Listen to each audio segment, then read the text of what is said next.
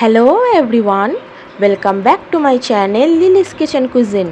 आज आमी आपनादेर देखाबो ब्रेड अमलेटेर रेसिपि। भिडियोटी पुरो शेष अब्दि देखबेन।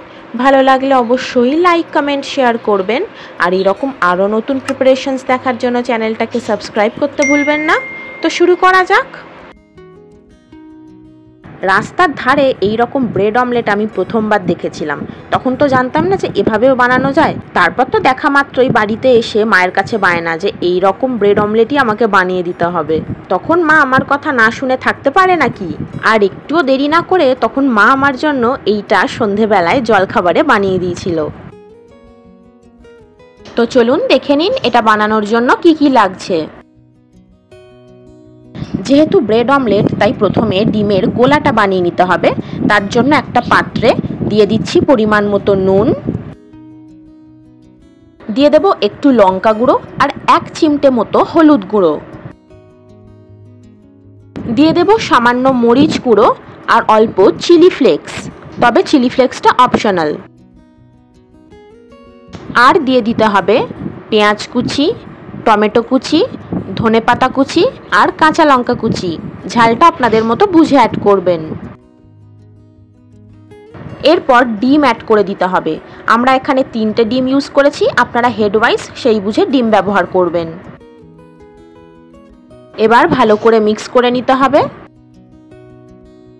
যারা নতুন দেখছেন চ্যানেলটাকে সাবস্ক্রাইব করে দিয়েছেন তো। ভালো করে ফেটিয়ে নিতে হবে ডিমটা। এই রকম ব্রেড অমলেট কাদের ফেভারিট আমাকে কিন্তু কমেন্টে জানাতে ভুলবেন না। ডিমটা গোলা হয়ে গেছে। এরপর ব্রেড অমলেটটা বানানোর পালা। তার জন্য ফ্রাইং প্যানে সরষের তেল দিলাম। তেলটা ফ্রাইং প্যানের চারপাশে ভালো করে এভাবে মাখিয়ে নিতে হবে যাতে ডিমটা দেওয়া মাত্রই আটকে না যায়। এবার তেলটা গরম হয়ে গেলে একটা হাতার সাহায্যে ডিমের গোলাটা তার মধ্যে দিয়ে দিতে হবে।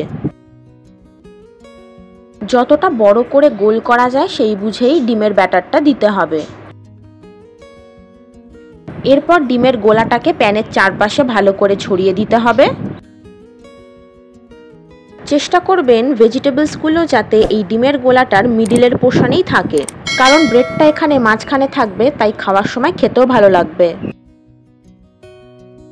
এই চ্যানেলের নতুন ভিডিওর নোটিফিকেশনস আগে পাওয়ার জন্য সাবস্ক্রাইব বাটনের পাশে বেল আইকনের অল প্রেস করে দেবেন।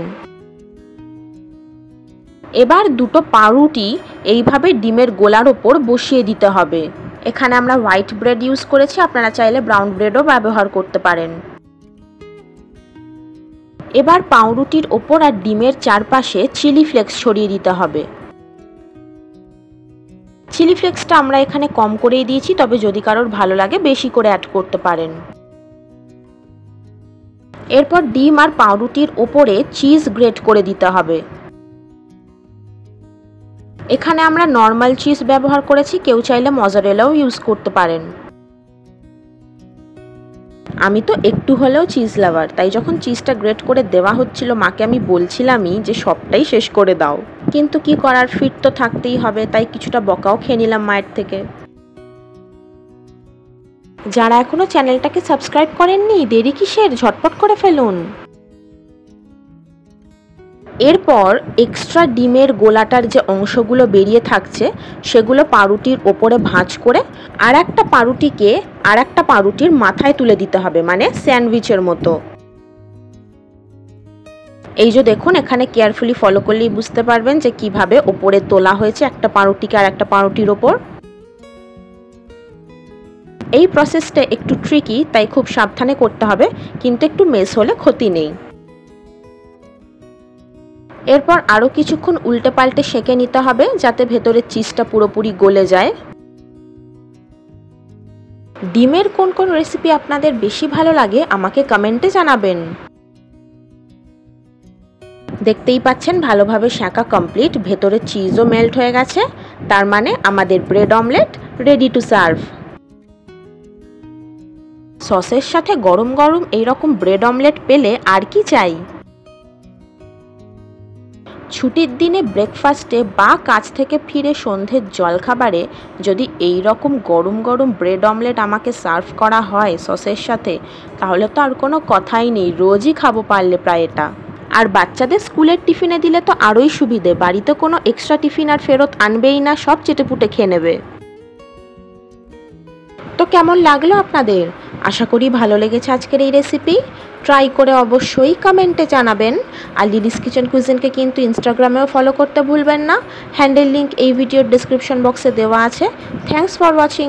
দেখা হবে আবার পরের ভিডিওতে। বাই।